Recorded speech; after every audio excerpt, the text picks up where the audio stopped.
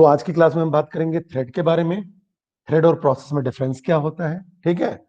दोनों की working mechanism क्या है, ऑपरेटिंग सिस्टम से डील करने का तरीका क्या है बेटा, ये सारी चीजें हम डिस्कस करेंगे। हम देखेंगे थ्रेड्स का ओवरव्यू और साथ में मल्टी कोर प्रोग्रामिंग के बारे में हम बात करेंगे, ठीक है। तो बेटा अगर हम बात करें थ्रेड की, ठीक है, तो अगर आप थ्रेड के बारे में समझना चाहते हो तो सबसे पहले हम समझने की कोशिश करते हैं इसको बड़े बेसिक टर्मिनोलॉजी से।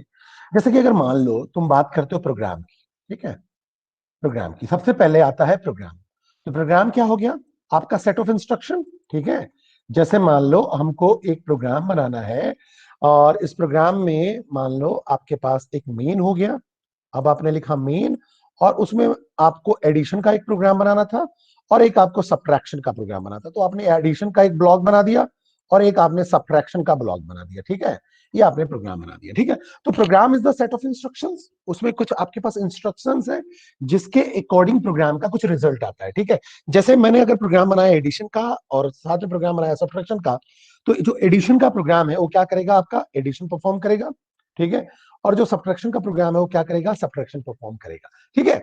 तो मुझे बात समझ में आ गई कि अगर हम बात कर रहे हैं किसी भी प्रोग्राम की, तो उसके अंदर जो भी इंस्ट्रक्शंस हैं, ठीक है, उन्हीं का कलेक्शन है प्रोग्राम, ठीक है। जैसे मैंने मान लिया एडिशन और सब्ट्रैक्शन दो फंक्शंस हैं, तो इस प्रोग्राम की फंक्शनैलिटी क्या है, एडिशन और सब्ट्रैक्शन का रिजल्ट देना। अब बेटा होता क्या है, समझना मेरी बात को। जब कोई भी प्रोग्राम अंडर एग्जीक्यूशन होता है या जब प्रोग्राम को सीपीयू मिल जाता है, मैं पहले प्रोग्राम पे हूं, समझना। प्रोग्राम के बाद program is the collection of set of instruction. उसके बाद मैं आ रहा हूं कि अब मैं प्रोग्राम जो है आपका पैसिव स्टेट में है।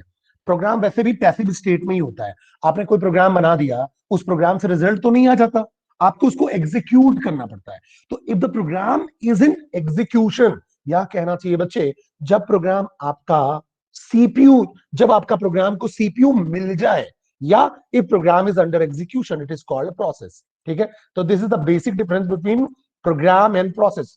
Process is an active state और program is in passive state. और सिंपल सी बात करें तो program simple set of instruction है, और जब तक उसका एग्जीक्यूशन नहीं होता, जब तक उसको सीपीयू नहीं मिलता, वो प्रोग्राम ही कहलाता है। लेकिन जैसे ही उसको सीपीयू मिल गया, वो प्रोसेस बन जाता है। अब बात आई बेटा थ्रेड की। प्रोसेस को डिफरेंट टास्क में डिवाइड कर दो, प्रोसेस को डिफरेंट टास्क में डिवाइड कर दो अगर वो इंडिपेंडेंट है, मतलब टास्क इंडिपेंडेंट है, ठीक है। अगर वो टास्क इंडिपेंडेंट है तो कहलाएंगे थ्रेड्स। अगर वो टास्क इंडिपेंडेंट है तो क्या कहलाएंगे, थ्रेड। जैसे कि अगर मैं बात करूं, यहां मैंने एडिशन नाम का फंक्शन बनाया है, सब्ट्रैक्शन नाम का फंक्शन बनाया है। तो एडिशन जो है वो आपका एक थ्रेड हो गया, जिसका काम क्या है, टास्क क्या है, एडिशन परफॉर्म करना, या तो 2 नंबर का, 3 नंबर का, जो भी है, ठीक है। अगर मैं सब्ट्रैक्शन की बात करूं, तो सब्ट्रैक्शन का टास्क क्या है बेटा, ये T2 टास्क है, इसका काम है सब्ट्रैक्ट करना। तो ये दो थ्रेड्स हो गए। तो थ्रेड जो है वो सब प्रोसेस है। तो आप कह सकते हो process is the collection of different task और different threads. Process is the collection of different threads, और हर थ्रेड एक दूसरे थ्रेड से इंडिपेंडेंट होना चाहिए, क्योंकि हर थ्रेड का कुछ ना कुछ अलग अलग टास्क होना चाहिए, तो थ्रेड कहलाएंगे। जैसे कि मैंने यहां बताया कि एडिशन आपका थ्रेड है, सब्ट्रैक्शन एक थ्रेड है। तो इस पूरे प्रोग्राम को हम बात करें तो प्रोग्राम हो गया, जब इसको सीपीयू मिला तो प्रोसेस हो गया। और प्रोसेस के अंदर जितने भी टास्क है उसको हम सब डिवाइड कर दें, जैसे मैंने एडिशन के लिए अलग बना दिया, सब्ट्रैक्शन के लिए अलग बना दिया, मल्टीप्लिकेशन के लिए अलग बना दिया, और वो आपस में इंटर रिलेटेड ना हो, अलग अलग टास्क को परफॉर्म कर रहे हो, तो थ्रेड कहलाते हैं। Is that clear to all of you, yes और नो? बोलिए बच्चे, यहां तक बात समझ में आई या नहीं आई? यहां तक क्लियर है सभी को? बोलिए बच्चे। यस। ठीक है। तो अगर मैं तुमको एक लाइफ एग्जांपल बताऊं बेटा, तो अगर सपोज करो एक वर्ड आपने ओपन किया, ठीक है, वर्ड फाइल ओपन की, ठीक है। अगर आप वर्ड फाइल ओपन कर रहे हो, तो जैसे कि देखो, अगर मैं आपको बताऊं, तो मैं यहां वर्ड ओपन करता हूं। मैंने वर्ड ओपन किया बच्चे, वर्ड ओपन किया, तो अगर आप देखो तो वर्ड क्या है, एक प्रोसेस है। वर्ड क्या है, प्रोसेस है, क्योंकि इसको सीपीयू मिल गया, ठीक है। अब इसमें क्या होता है, अगर आप देखो सेव करना चाहते हो, प्रिंट करना चाहते हो, ये सब क्या है, थ्रेड्स हैं, ठीक है। राइट करना चाहते हो, राइट जो करना चाहते हो, ये भी थ्रेड है। डिजाइन की बात करें, ये थ्रेड है। लेआउट की बात करें थ्रेड है, हाइफनेशन की बात करें थ्रेड है, कॉलम की बात करें थ्रेड है, ठीक है, रिव्यू की बात करें थ्रेड है। क्यों? क्योंकि माइक्रोसॉफ्ट वर्ड तो क्या हुआ, एक कंप्लीट प्रोसेस की बात कर रहे हैं बेटा, ठीक है, लेकिन उसके अंदर जो डिफरेंट टास्क है और सब जो है अलग अलग है बेटा, सबके काम अलग अलग है। मतलब अगर मैं प्रिंट करूंगा तो उसका काम अलग है और सेव जो करूंगा उसका काम अलग है, यही थ्रेड कहलाता है। तो प्रोग्राम सेट ऑफ इंस्ट्रक्शन, अगर प्रोग्राम अंडर एग्जीक्यूशन तो प्रोसेस, थ्रेड डिफरेंट टास्क या सब प्रोसेस जिनके टास्क अलग अलग हों वो आपके कहलाते हैं बेटा थ्रेड, ठीक है। तो मुझे ये थ्रेड और प्रोसेस और प्रोग्राम में बेसिक डिफरेंस समझ में आ गया, ठीक है। अब थोड़ा इसको टेक्निकल अगर हम समझने की कोशिश करें बेटा, तो टेक्निकली अगर हम बात करें, तो टेक्निकली अगर आप देखोगे तो थोड़ा सा इसको हम और डिटेल में लेके चलने की कोशिश करते हैं, ठीक है। जैसे कि मान लो हमें थ्रेड की जरूरत ही क्यों है, अगर आपसे बोला जाए कि what is the need of thread, thread की क्या जरूरत है, ठीक है, तो बेटा समझना मेरी बात को। अगर आपका एक प्रोग्राम है, ठीक है, प्रोग्राम है जो मैं बात कर रहा था, अब प्रोग्राम में मेन लिखा हुआ है, ठीक है, और मेन के अंदर ही आपके पास ऐड है, डिवीजन है। ध्यान रखना ये सारे के सारे जो टास्क होने चाहिए आपस में इंडिपेंडेंट होने चाहिए, मतलब आपस में डिपेंडेंट नहीं होने चाहिए, इंडिपेंडेंट होने चाहिए, सबका टास्क अलग अलग होना चाहिए। एक मल्टीप्लीकेशन का ये प्रोग्राम है। अब यार समझना, मेन खुद एक थ्रेड होता है, मेन पैरेंट थ्रेड होता है, मेन जो होता है पैरेंट थ्रेड होता है, ठीक है, और उसके अंदर आपके सब थ्रेड क्या हो गया, एड थ्रेड, डिवीजन थ्रेड और मल्टीप्लीकेशन थ्रेड हो गया, सपोज दैट, ठीक है। अब बेटा मान लो, अगर हम मान के चलते हैं कि इनको हमको सीपीयू देना है, ठीक है, और इनपुट आउटपुट देना है, हम मान के चल रहे हैं, बट ऑब्वियस है एग्जीक्यूशन करना है तो सीपीयू मिलेगा, बट ऑब्वियस है, और इनपुट आउटपुट जो भी रिक्वेस्ट होगी वो मिलेगी, ठीक है। अब बेटा इस पूरे प्रोग्राम को मान लो रन करने में आपको 6 सेकंड लगते हैं, एग्जीक्यूट करने में 6 सेकंड लगते हैं, ठीक है। लेकिन अगर मैंने इसको डिवाइड कर दिया थ्रेड्स में, जैसे ये हो गया P1 थ्रेड, ये हो गया P2 थ्रेड, ये हो गया P3 थ्रेड, ठीक है, समझना मेरी बात को। टोटल इस पूरे प्रोग्राम को रन होने में 6 सेकंड लगते हैं। लेकिन अगर मैंने डिवाइड कर दिया इसको P1 P2 और P3 में, ठीक है, तो देखो आप समझ लो, इसको 2 सेकंड लगते होंगे, इसको 2 सेकंड लगते होंगे, इसको 2 सेकंड लगते होंगे, और इसको मैंने पैरेलली एग्जीक्यूट कर दिया, पैरेलली एग्जीक्यूट कर दिया, समझना मेरी बात को, किस कैसे सब प्रोसेस के टर्म में, ठीक है। ये आपका पहला P1 सब प्रोसेस बन गया, P2 सब प्रोसेस बन गया, और आपका P3 सब प्रोसेस बन गया, जिसको मैं बोल रहा हूं थ्रेड है, ये आपका क्या है, थ्रेड है, ठीक है।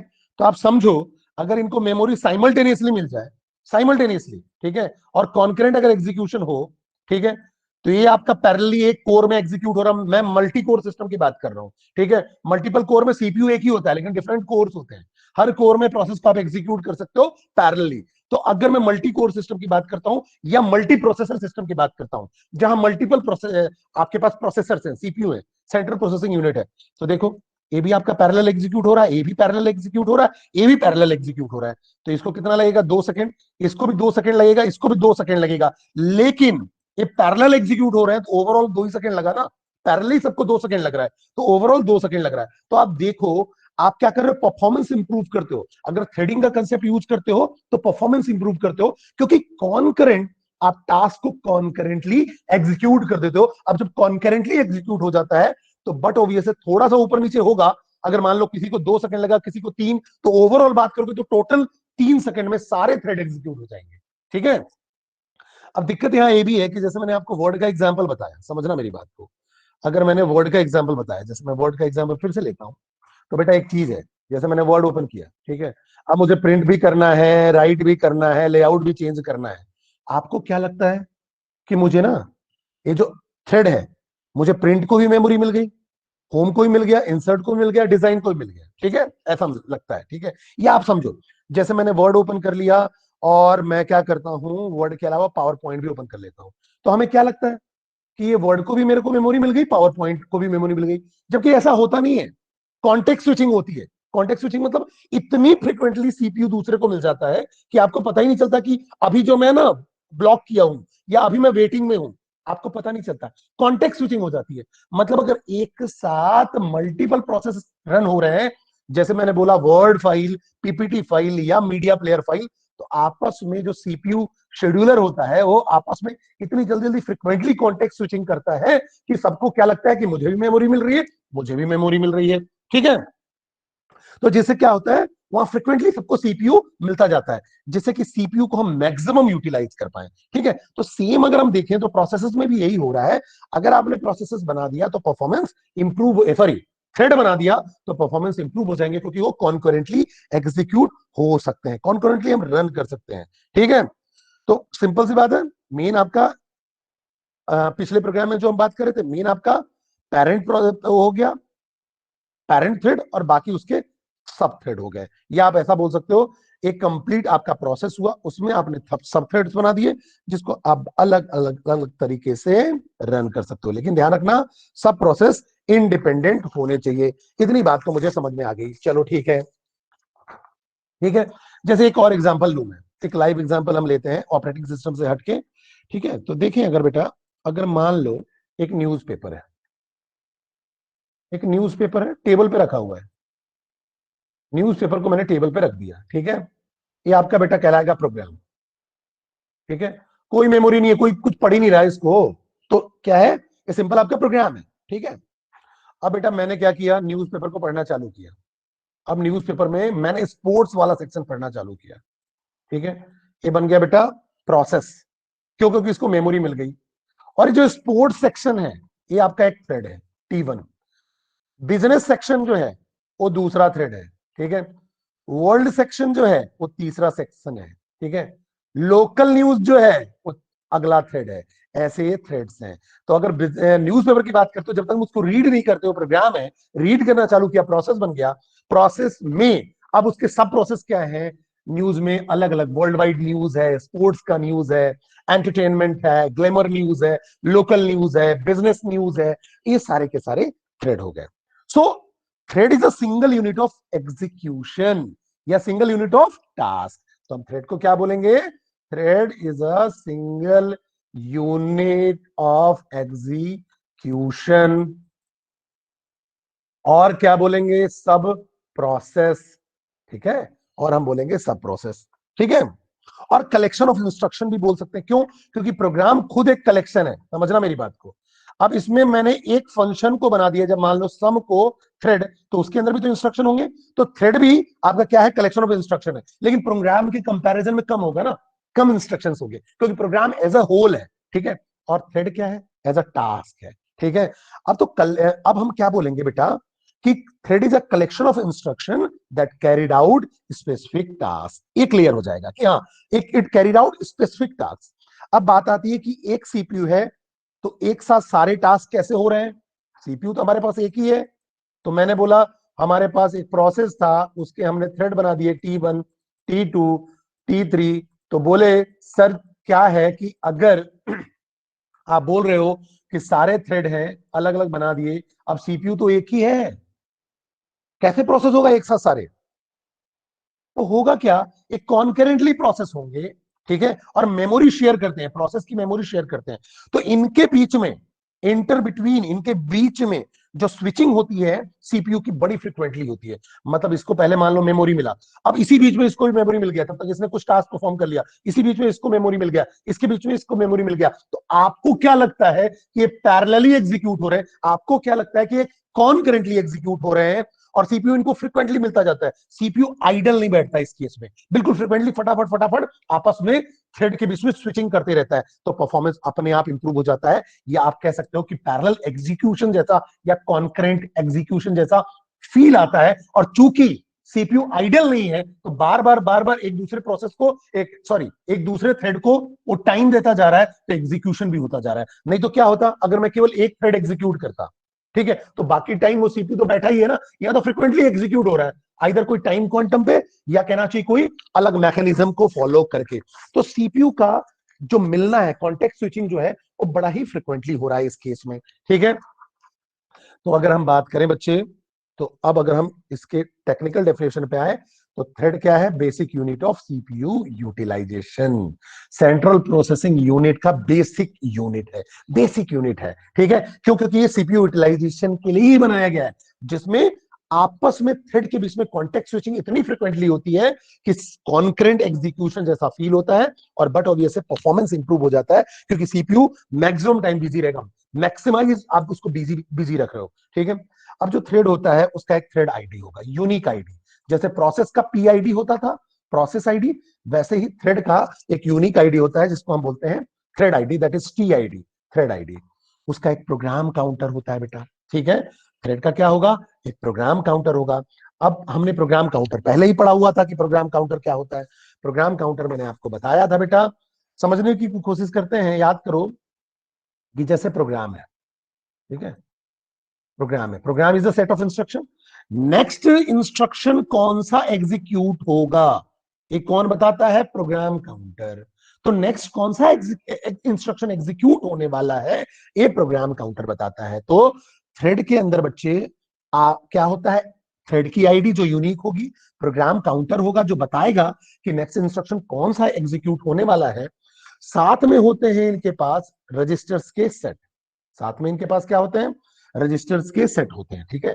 अब रजिस्टर का सेट का सिंपल मतलब अगर अपन समझे बेटा, तो रजिस्टर तो क्या है, कंप्यूटर का मेमोरी ही है, ठीक है। लेकिन साइज कम होता है इसका, मैंने आपको बताया था 8 बिट का रजिस्टर होता है, 16 बिट का होता है, 32 बिट का, 64 बिट का, 128 बिट का, ऐसे रजिस्टर्स होते हैं। करते क्या है, ठीक है, इसमें आप क्या कहते हैं, इंस्ट्रक्शंस को, या कहना चाहिए इंस्ट्रक्शन सेट को एक्सेप्ट कर सकते हो, स्टोर कर सकते हो, और डेटा को ट्रांसफर कर सकते हो क्विकली, जल्दी से जल्दी, ठीक है, जो कि इमीडिएटली सीपीयू यूज कर रहा है। मतलब जो सीपीयू इंस्ट्रक्शंस को यूज करता है उसको स्टोर करना, ठीक है, एक्सेप्ट करना, ट्रांसफर करना, ये सारे काम रजिस्टर करता है। तो आप बोल सकते हो registers are the type of computer memory, are या कह सकते हो specific type of computer memory use to quickly accept, store and transfer data and instruction that are being used immediately by the CPU। तो CPU के purpose के लिए है कि अगर किसी इंस्ट्रक्शन को सीपीयू को मुझे भेजना है तो क्विकली भेजना होगा, तो बट ऑब्वियसली रजिस्टर में स्टोर होगा, वहां से ही ट्रांसफर होगा, वहां ही स्टोर होगा, और इंस्ट्रक्शंस को यूज कौन करेगा, सीपीयू करेगा, ठीक है। तो ये बात हमको समझ में आ गई, ठीक है। तो इसका मतलब अगर अगर हम बात करें कहना चाहिए थ्रेड के रजिस्टर की, तो थ्रेड के रजिस्टर के अंदर आपके पास क्या क्या होता है, इंस्ट्रक्शन हो सकता है, डेटा हो सकता है, एड्रेस हो सकता है, जो कि सीपीयू के काम में आता है, ठीक है। प्रोसेस के रजिस्टर में भी अगर आप देखो तो प्रोसेस का रजिस्टर जो होता है उसके पास भी इंस्ट्रक्शन होता है, ठीक है, स्टोरेज स्टोरेज एड्रेस होगा जिसको स्टोर कर रहा है, और डेटा, ठीक है। प्रोसेस के रजिस्टर की भी बात करें तो यही होता है। फिर अब हम बात करते हैं स्टैक की। तो आपका पहला thread ID, program counter, register set, फिर होता है स्टैक, ठीक है। ये भी कहना चाहिए कंप्यूटर की मेमोरी का स्पेशल एरिया है। जैसे स्टैक होता है, सॉरी रजिस्टर होता है, वैसे ही स्टैक भी है। ये भी आपका कहना चाहिए कंप्यूटर की मेमोरी का स्पेशल एरिया है, जो कि टेम्पररी वेरिएबल को स्टोर करता है। ध्यान रखना, ये किस लिए है, टेम्पररी वेरिएबल्स को स्टोर करने के लिए होता है, ठीक है। हर थ्रेड को एक स्टैक मिलता है, हर थ्रेड को अपना रजिस्टर मिलता है, ठीक है। तो each thread gets a stack, ठीक है, लोकल डेटा स्टोर करने के लिए, एड्रेस रिटर्न करने के लिए। तो इसका काम क्या है, टेम्पररी वेरिएबल को स्टोर करना, लोकल डेटा स्टोर करना, लोकल डेटा, ठीक है, लोकल डेटा को स्टोर करना। फिर आप क्या करते हो, इसका एक काम और भी है, आप बोल सकते हो एड्रेस को रिटर्न करना, एड्रेस रिटर्न करना, तो एड्रेस भी रिटर्न करता है, ठीक है। मैकेनिज्म कौन सा फॉलो करता है, स्टैक लीफो मैकेनिज्म फॉलो करता है, लास्ट इन फर्स्ट आउट। जैसे प्लेट्स का अरेंजमेंट, जो प्लेट लास्ट में अरेंज होगा उसको पहले आउट किया जाएगा, ये डेटा स्ट्रक्चर का आपका पार्ट है, लास्ट इन फर्स्ट आउट। जो लास्ट इन होगा उसको पहले आप आउट करोगे, पहले उसको पिक करोगे, ठीक है। तो अगर हम बात करें अगर थ्रेड की, तो it shares with other threads belonging to the same process its code section, data section and other operating system resources such as open files and signal। जो थ्रेड होता है, जैसे मान लो प्रोसेस है, ठीक है। अब प्रोसेस क्या हो गए, अलग अलग थ्रेड से मिलकर बना हुआ है, या कहना चाहिए process is the collection of different threads. अभी जो थ्रेड्स होंगे वो क्या क्या शेयर करेंगे आपस में, ठीक है। ये आपस में इंडिपेंडेंट है, ध्यान रखना, इंडिपेंडेंट का मतलब सबके अलग अलग टास्क हैं, हर थ्रेड का अपना अलग अलग टास्क है। तो प्रोसेस प्रोसेस के आपके थ्रेड हो गए, थ्रेड 2, थ्रेड 3, लेकिन ये आपस में थ्रेड क्या क्या शेयर करते हैं, थ्रेड जो होते हैं वो क्या शेयर करते हैं, कोड सेक्शन को शेयर करते हैं, कोड सेक्शन को शेयर करेंगे आपस में, ठीक है, डेटा सेक्शन को शेयर करेंगे, ठीक है, और ऑपरेटिंग सिस्टम के रिसोर्सेज भी शेयर करते हैं, जैसे कि ओपन करना फाइल को, सिग्नल्स हो गया, इन सबको शेयर करते हैं। ठीक है, तो इसका मतलब ये बात आ गई, हर थ्रेड के पास हर थ्रेड के पास शेयरिंग क्या क्या होती है, कोड शेयर होगा, डेटा शेयर होगा और फाइल शेयर होंगे। लेकिन हर थ्रेड का खुद का रजिस्टर होगा और खुद का स्टैक होगा, ध्यान रखना। हर थ्रेड का खुद का रजिस्टर, खुद का स्टैक होगा, मतलब रजिस्टर और स्टैक शेयर नहीं होंगे। शेयर्ड बस क्या होता है, कोड, डेटा और फाइल्स, ये शेयर्ड होते हैं। ठीक है, तो कोड, डेटा और फाइल शेयर्ड हो गए। ठीक है, और रजिस्टर और स्टैक जो होता है वो खुद का होता है, वो खुद का होगा। ठीक है, तो अब अगर हम बात करें सबसे पहले, तो यहां हमको ये बात समझ में आ गई कि पहली बात तो ना, आपका थ्रेड जो है आपस में डेटा को कोड को और फाइल को शेयर कर ले रहा है, उसके लिए अलग से मेमोरी की जरूरत नहीं है। ठीक है, अलग से कुछ भी करने की जरूरत नहीं है, लेकिन उनका रजिस्टर और स्टैक जो होगा वो खुद का होगा, हर थ्रेड का रजिस्टर और स्टैक खुद का होगा। ठीक है, अब सिंगल थ्रेडेड प्रोसेस की हम अगर बात करें, सिंगल थ्रेडेड प्रोसेस की, ठीक है, दूसरी चीज, एक चीज और, पीछे एक चीज और, अगर हम बात करें जो प्रोसेस है, वो प्रोसेस आपका हैवी वेट है। प्रोसेस कैसा है, heavy weight process, heavy weight कहलाता है। क्यों हैवी वेट कहलाता है, क्योंकि इसके अंदर मल्टीपल थ्रेड्स होते हैं, मतलब मल्टीपल टास्क परफॉर्म कर सकते हैं, इसलिए हैवी वेट है। जो थ्रेड होता है वो कहलाता है light weight. Light weight, light weight क्यों, क्योंकि कोई स्पेसिफिक टास्क परफॉर्म कर रहे हो, इसलिए लाइट वेट है। ठीक है, तो अब अगर हम बात करें तो कोई भी थ्रेड क्या करेगा, कोड, डेटा और फाइल्स को शेयर करेगा, खुद का रजिस्टर होगा, खुद का स्टैक होगा।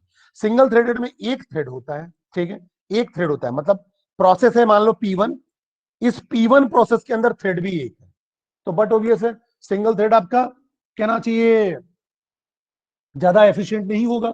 क्यों नहीं एफिशिएंट होगा, क्योंकि अगर आप सिंगल थ्रेड की बात करते हो तो केवल एक ही थ्रेड है, तो केवल एक ही टास्क परफॉर्म कर पाएगा ना, एक ही टास्क परफॉर्म कर पाएगा।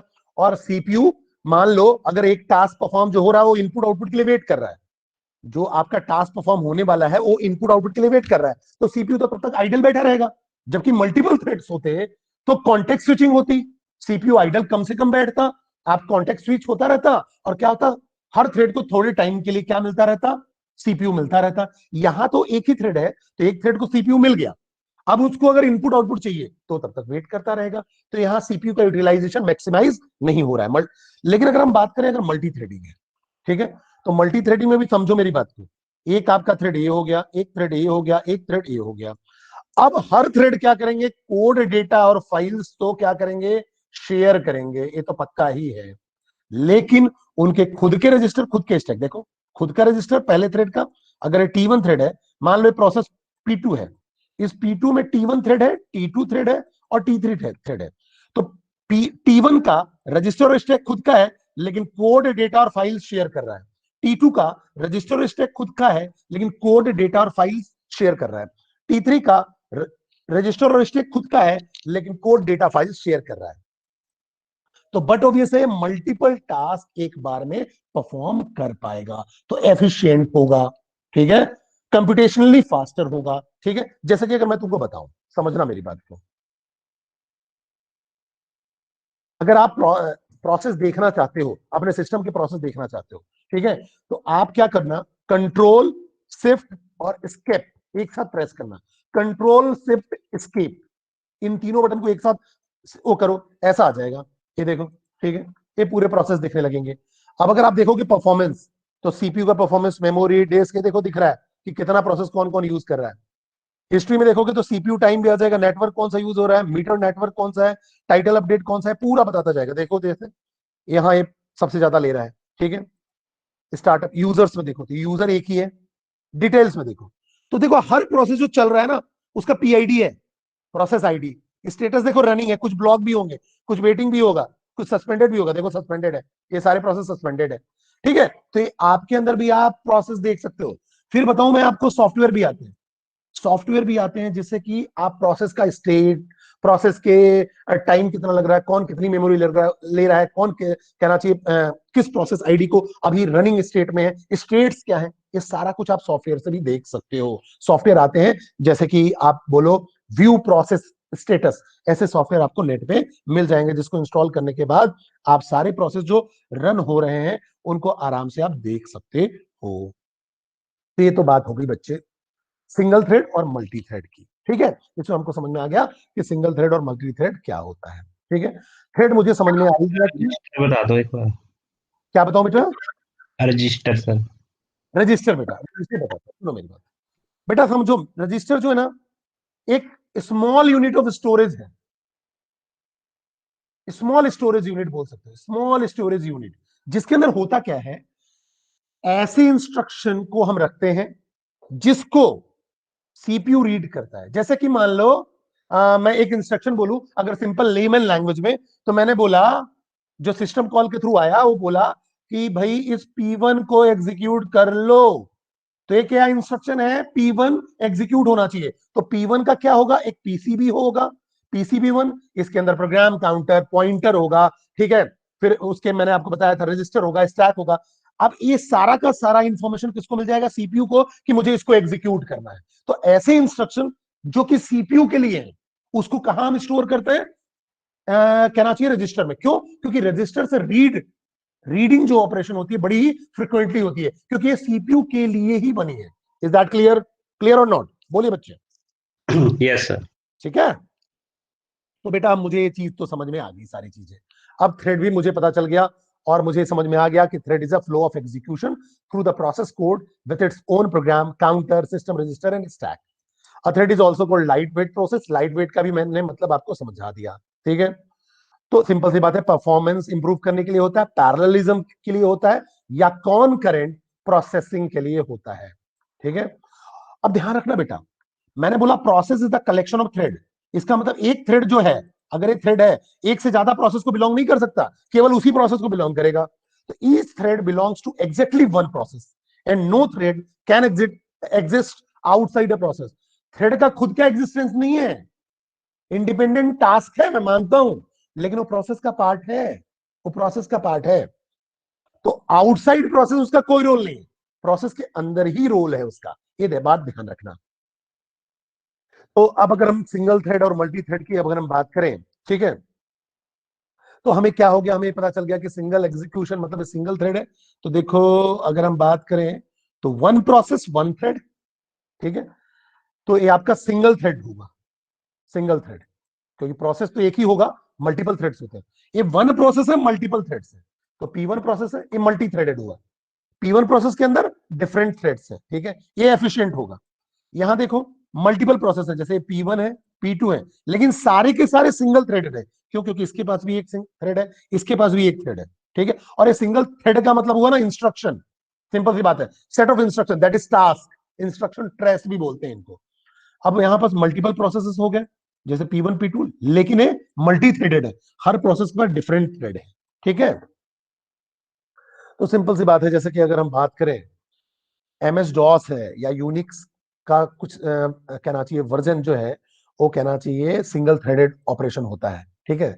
और जावा रन टाइम एनवायरनमेंट की बात करें तो one process with multiple thread है जावा रन टाइम। इसलिए जावा को हम बोलते हैं मल्टी थ्रेडेड, मल्टी थ्रेडिंग हम, क्योंकि उसमें मल्टी थ्रेडिंग हम कर सकते हैं, क्योंकि वो सपोर्ट करता है, मल्टी थ्रेडिंग प्रोसेस को सपोर्ट करता है, हमने जावा में देखा था, ठीक है। तो अब हम बात करते हैं बेटा single thread and multi thread, ठीक है। सिंगल थ्रेड और मल्टी थ्रेड में अंतर क्या क्या होता है, ठीक है, और इनके बेनिफिट्स क्या क्या है, समझने की कोशिश करते हैं। तो बेटा अगर हम बात करें सबसे पहले कि सिंगल थ्रेड और मल्टी थ्रेड में कहना चाहिए पहले डिफरेंस क्या है, तो डिफरेंस तो बड़ा ही क्लियर है बेटा। अगर हम बोले single thread has single thread of control, ठीक है, it allows the process to perform only one task at a time, but obviously इसके पास मेनी थ्रेड होंगे और simultaneous execution of different task, ठीक है। और एग्जीक्यूशन जो हो जाएगा वो क्या हो जाएगा, साइमल्टेनियस हो जाएगा। बट ऑब्वियस है कि साइमल्टेनियस मतलब कॉन्करेंट एग्जीक्यूशन होता जाएगा, कॉन्करेंट एग्जीक्यूशन होता जाएगा, ठीक है। अब यहां तक तो मुझे क्लियर हो गया चीजें, ठीक है। अब हम बेनिफिट्स की बात करते हैं, एक एक बेनिफिट को हम समझने की कोशिश करते हैं। क्या बेनिफिट है मल्टी थ्रेडेड सिस्टम की? मल्टी थ्रेडेड सिस्टम की बात करोगे मतलब अगर आप मल्टीपल थ्रेड्स यूज कर रहे हो तो उसका क्या बेनिफिट है, बेनिफिट क्या होगा? तो अगर हम बात करें पहला बेनिफिट, तो जैसे कि देखो बेटा, अगर आप डिफरेंट थ्रेड्स, अगर डिफरेंट थ्रेड्स हैं जैसे T1 T2 T3। तो बट ऑब्वियसली डिफरेंट टास्क को परफॉर्म कर रहे हैं, डिफरेंट टास्क को परफॉर्म कर रहे हैं, तो यूजर को वेट नहीं करना पड़ रहा है। ठीक है, सिंगल थ्रेडेड में उस थ्रेड को कंप्लीट होने का वेट करना पड़ता है। ठीक है, जैसे कि मैं बात करूं, वेब ब्राउजर है, ठीक है, फिर मैं बात करूं, वेब ब्राउजर के ही पार्ट है, एक वेब ब्राउजर से मैं सर्च कर रहा हूं, उसी वेब ब्राउजर में मैंने सर्च किया, फिर दूसरे वेब ब्राउजर में मैंने डाउनलोड लगा के रखा है। तो वेब ब्राउजर तो एक ही है, गूगल क्रोम अगर मान लो यूज कर रहे हो, अब गूगल क्रोम में आप चार अलग अलग टास्क परफॉर्म कर रहे हो। ठीक है, ये चारों थ्रेड हो गए, तो किसी को किसी का वेट नहीं करना पड़ रहा है, सीपीयू प्रॉपर यूटिलाइज हो रहा है, वेटिंग नहीं हो रही है, सारे काम एक साथ कॉन्करेंटली चल रहे हैं। तो बट ऑब्वियस है, यूजर से रिस्पॉन्स बढ़ गया क्योंकि यूजर को वेट नहीं करना पड़ रहा है। तो बट ऑब्वियस है, जब हम मल्टी थ्रेडेड की बात करते हैं तो सिंपल सी बात है, रिस्पॉन्सिव हो जाता है। क्यों? क्योंकि one thread may provide rapid response while other thread are blocked or slowed down doing intensive calculation. तो ऐसा हो सकता है कि अगर दूसरा थ्रेड रुका हुआ है तो भी सीपीयू बिजी है दूसरे थ्रेड को सॉल्व करने में। कोई एक थ्रेड मान लो रुका हुआ है क्योंकि उसको कुछ मान लो इनपुट आउटपुट रिसोर्सेज चाहिए, तो T2 को सीपीयू मिला हुआ है, वो चल रहा है, T3 को सीपीयू मिला हुआ है, वो चल रहा है, T4 को मिला हुआ है, वो चल रहा है, तो रिस्पॉन्सिव है, यूजर को वेट नहीं करना पड़ रहा है। ठीक है, दूसरी बात करें बच्चे, तो दूसरा आप समझो रिसोर्स शेयरिंग। बट ऑब्वियस है, आप क्या कर रहे हो, मेमोरी और रिसोर्सेस तो शेयर ही होते हैं, मेमोरी और जो रिसोर्सेस होते हैं वो शेयर होते हैं। कैसे? अगर आप P1 प्रोसेस है और P1 के थ्रेड हो गए T1, T2, T3 और T4, सपोज दैट इतने थ्रेड थ्रेड हुए, T1, T2, T3, T4, ये अलग अलग थ्रेड्स हुए। तो ध्यान रखना बेटा, जो P1 की मेमोरी, P1 को मेमोरी एलोकेट हुई है या P1 को जो रिसोर्सेस मिलेंगे वही सारे मेमोरी और रिसोर्सेस थ्रेड को शेयर्ड होंगे। ठीक है, तो अगर थ्रेड को मेमोरी रिसोर्सेस शेयर्ड हो रहे हैं, मतलब समझो, और साथ में क्या हो रहा है, मेमोरी प्लस रिसोर्सेज तो हो गए, साथ में आपका क्या होता है, कोड, डेटा फाइल्स, ये सारे के सारे शेयर्ड होते हैं। ठीक है, तो बेनिफिट क्या है, बेनिफिट क्या है कि आप सेवरल थिंग्स को मल्टीपल थ्रेड्स में शेयर कर लेते हो। ठीक है, with in the same address space. Address space किसका होगा, P1 का। ठीक है, पीसीबी तो इसी का है ना, पीसीबी 1 इसी का है। सेम एड्रेस स्पेस में memory, resources, code segment, data files, ये सारे के सारे शेयर कर लेते हो। ठीक है, तो अगर शेयर कर लेते हो तो उनको अलग से उनको मैनेज करने के लिए हमें कुछ भी करने की जरूरत नहीं है। और इसका मेन बेनिफिट बताऊं शेयरिंग का क्या होगा, शेयरिंग का मेन बेनिफिट होगा इकोनॉमी से। ठीक है, क्यों? क्योंकि आपने चीजें शेयर कर ली, अगर शेयर कर ली तो सबके लिए मुझे अलग अलग से चीजों को एलोकेट नहीं करना पड़ेगा, सबके लिए उनको लिए मुझे उस रिसोर्स को ढूंढने की जरूरत नहीं पड़ेगी, अलग से एलोकेशन की जरूरत नहीं पड़ेगी, तो कॉस्ट भी कम लगेगा, तो इकोनॉमिकल होगा। ठीक है, इकोनॉमिकल होगा। क्यों? क्योंकि क्या हो रहा है, मल्टी कोर प्रोसेसर सिस्टम है, तो मल्टी कोर प्रोसेसर सिस्टम है, तो बट ऑब्वियस है, कहना चाहिए एक साथ T1, T2, T3, T4, T5 execute हो रहे हैं अलग अलग कोर में। ठीक है, लेकिन मेमोरी और अदर रिसोर्सेज को वो क्या कर रहे हैं, शेयर कर रहे हैं। अगर शेयर कर रहे हैं तो बट ऑब्वियस है, कॉस्ट इफेक्टिव है, because threads share resources of the process to which they belong, it is more economical to create and context switching threads, thread के बीच में कॉन्टेक्स्ट स्विचिंग मोर इफेक्टिव होगा। ठीक है, तो ये भी चीज हमें क्लियर हो गई, हमें समझ में आ गया कि हाँ, कहते हैं, कहना चाहिए कि थ्रेड कैसे आपका इकोनॉमिकल है। फिर अगर हम बात करें कि स्केलेबिलिटी की, तो देखो स्केलेबिलिटी का सिंपल सा मतलब ये हुआ कि आप स्केलेबिलिटी अगर बोल रहे हो तो स्केलेबिलिटी मतलब ये है कि अगर सिंगल थ्रेडेड प्रोसेस है, अगर सिंगल थ्रेडेड प्रोसेस है, can only run on one CPU, अगर एक ही थ्रेड है, एक ही थ्रेड है, तो बट ऑब्वियस एक ही सीपीयू की जरूरत पड़ेगी। ठीक है, लेकिन अगर मान लो अगर हमारे पास मल्टीपल सीपीयू होते, क्योंकि आजकल मल्टी प्रोसेसर एनवायरमेंट अवेलेबल है, तो अगर मान लो मेरे पास CPU 1 है, प्रोसेसिंग यूनिट 1 है, CPU 2 है, CPU 3 है, ठीक है, ऐसे 3 CPU है। ठीक है, अब 3 CPU है और मेरे पास मान लो कहना चाहिए T1, T2, T3 और T4 टास्क है, कहना चाहिए टास्क या थ्रेड है। तो बट ऑब्वियस है, अगर आपके पास मल्टीपल सीपीयू होंगे तो इनको तो अलग अलग सीपीयू मिल जाएगा, अलग अलग सीपीयू मिल जाएगा। ठीक है, अलग अलग सीपीयू मिल गया, लेकिन अगर आपने थ्रेड अगर आपका एक ही हुआ तो आपके पास इन सीपीयूज का कोई फायदा ही नहीं है। तो अगर आपके पास मल्टी प्रोसेसिंग सिस्टम है तो बट ऑब्वियस है वो बेनिफिट कम मिलेगा आपको उसका जब मल्टी थ्रेडेड हो, तभी तो आपके अलग अलग टास्क को आप अलग अलग सीपीयू देके और बहुत ही फास्टली एग्जीक्यूट कर पाओगे। इसका मतलब मल्टी प्रोसेसिंग को अगर आपको प्रॉपरली अचीव करना है बेटा, तो मल्टी थ्रेडेड सिस्टम होना चाहिए। यूटिलाइजेशन ऑफ मल्टीपल प्रोसेसर के लिए आपको मल्टी थ्रेडेड होना जरूरी है, ठीक है? नहीं तो कोई फायदा ही नहीं है, लोड को डिस्ट्रीब्यूट करने का कोई फायदा ही नहीं है, ठीक है? कोई फायदा नहीं हुआ ना कि मल्टी प्रोसेसर है आपके पास, लेकिन आपके पास टास्क एक ही है। अब टास्क ही एक ही है तो किसी में भी एग्जीक्यूट करा लो, बाकी तो वेट ही कर रहे हैं ना। आपको सीपीयू का मैक्सिमम यूटिलाइज करना है, वेट नहीं कराना है, ठीक है? तो मल्टी थ्रेडेड सिस्टम इसलिए बेटर होंगे।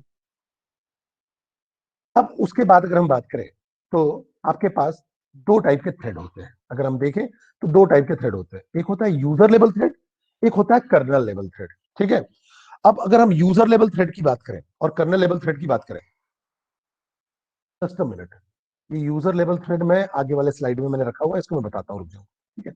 हाँ, अब एक और हम बता दें, मल्टी कोर और कहना चाहिए मल्टी कोर प्रोग्रामिंग होता क्या है। मल्टी कोर प्रोग्रामिंग की पहले हम बात कर लें कि मल्टी कोर प्रोग्रामिंग होता क्या है। अगर बेटा मल्टी कोर प्रोग्रामिंग की हम अगर बात करें, मल्टी कोर प्रोग्रामिंग की, तो मल्टी कोर प्रोग्रामिंग का सिंपल मतलब ये हुआ कि सीपीयू एक ही है। मैंने आपको पहले ही बताया था, सीपीयू एक ही है, लेकिन कोर्स बढ़ गए। जैसे ड्यूअल कोर मतलब दो हो गए, क्वाड कोर चार हो गए, ऑक्टा कोर आठ हो गए। तो सीपीयू एक ही है, इनके डिवीजन है, मल्टीपल डिवीजन है, ठीक है? तो अगर थ्रेड है, अगर मान लो चार थ्रेड है, तो क्या होगा, कॉन्करेंटली ये क्या करेंगे, अलग अलग कोर में एग्जीक्यूट होंगे। इसी को हम बोलते हैं मल्टी कोर। एक सीपीयू लेकिन मल्टीपल कोर्स होते हैं। तो रिसेंट ट्रेंड में अगर आप देखो तो आपको बोला जाता है मेरा जो सिस्टम है क्वाड कोर है, ऑक्टा कोर है, डेक्का कोर है। इसका मतलब डिफरेंट कोर्स है। तो कोर से फायदा क्या होता है, आपका एग्जीक्यूशन फास्ट हो जाता है, क्योंकि जो थ्रेड्स होते हैं उनको अलग अलग कोर मिल जाता है, अलग अलग कोर्स में वो उसको अपने आप को एग्जीक्यूट कर सकते हैं। तो सिंपल सी बात है, recent trend in computer architecture is to produce chips with multiple cores और CPU on a single chip, ठीक है? तो अगर सिंगल कोर होगा तो देखो कैसे होगा। अगर सिंगल कोर हुआ तो सिंगल कोर में अगर हम देखें तो सिंगल कोर में क्या हो रहा है, आपके पास जितने भी थ्रेड है ये आपस में इंटरलीव्ड फैशन में एग्जीक्यूट होते हैं। इंटरलीव्ड फैशन में मतलब जैसे कि मान लो 0 टाइम पे मैंने एग्जीक्यूशन चालू किया और 2-2 सेकंड का टाइम क्वांटम देना है, सबको 2-2 सेकंड का टाइम क्वांटम देना है। तो 0 से 2 को मैंने किसको दे दिया, T1 को। 2 से 4 को मैंने किसको दे दिया, T2 को। 2 to 4 to 6 किसको दिया, T3 को। फिर 6 to 8 T4 को, ठीक है? और फिर T1 का मौका आया, फिर 10 तक, मतलब 2-2 सेकंड दे रहा हूं, फिर इसको 12 तक, इसको 14 तक।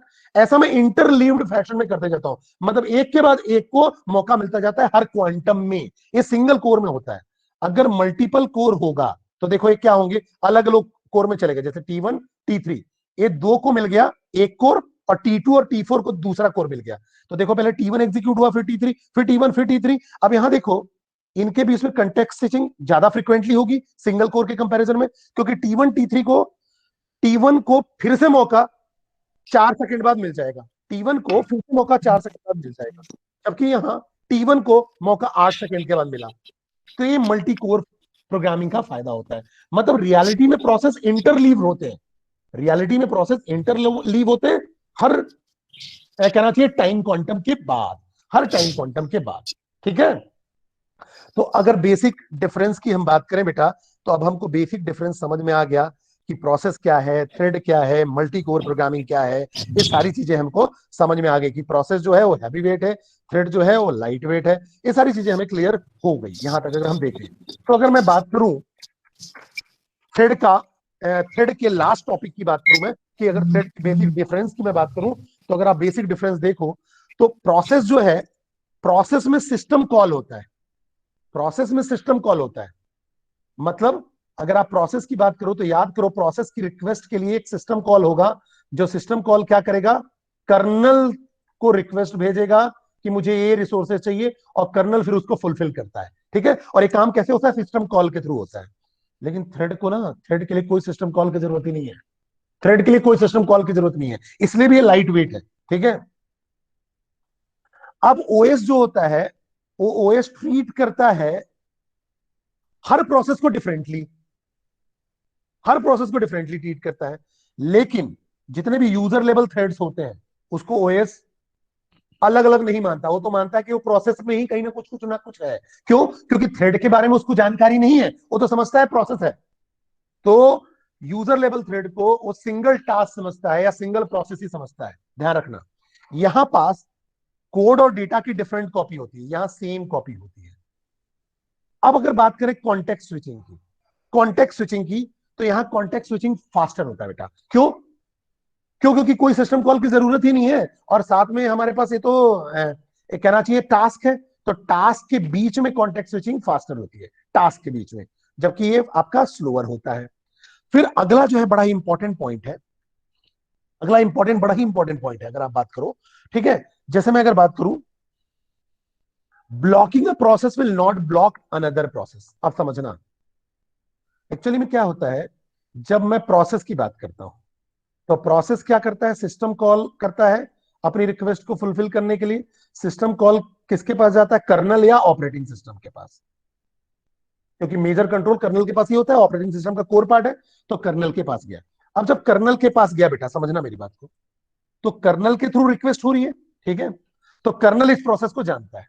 अब अगर दूसरा प्रोसेस आएगा, वो भी सिस्टम कॉल जनरेट करेगा और कर्नल के पास जाएगा, तो कर्नल जो होता है हर प्रोसेस का रिकॉर्ड रखता है, ठीक है।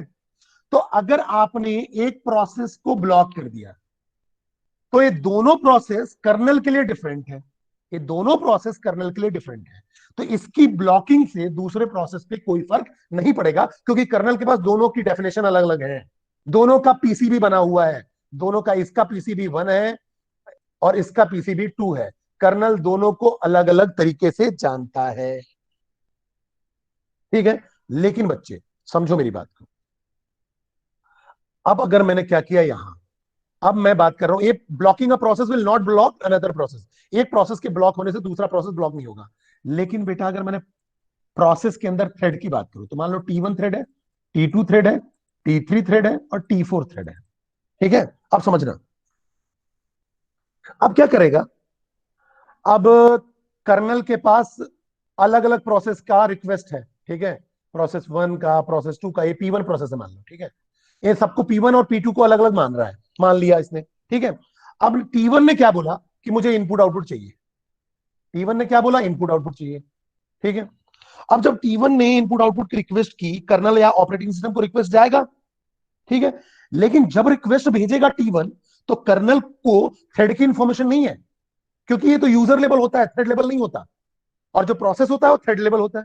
तो कर्नल को इस बात का कोई नॉलेज नहीं है, इस बात की कोई जानकारी नहीं है कि ये जो थ्रेड है, मतलब इस बात की कोई जानकारी नहीं है कि थ्रेड क्या है, या थ्रेड की कोई इंफॉर्मेशन नहीं है। उसको तो पता है कि प्रोसेस होता है, प्रोसेस है, P1 प्रोसेस है, उसकी जानकारी है। वो नहीं जानता कि जो थ्रेड बने हुए हैं यूजर लेवल पे, उसकी इंफॉर्मेशन उसके पास कुछ भी नहीं होती है।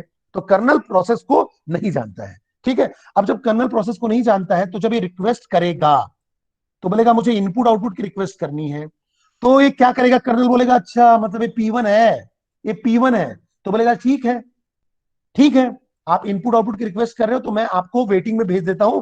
इनपुट आउटपुट जब मिल जाएगा तो फिर रनिंग स्टेट में लाऊंगा, जब आपको इनपुट आउटपुट मिल जाएगा तो रनिंग स्टेट में लाऊंगा। तो ये क्या करेगा, P1 को भेज देगा वेटिंग में।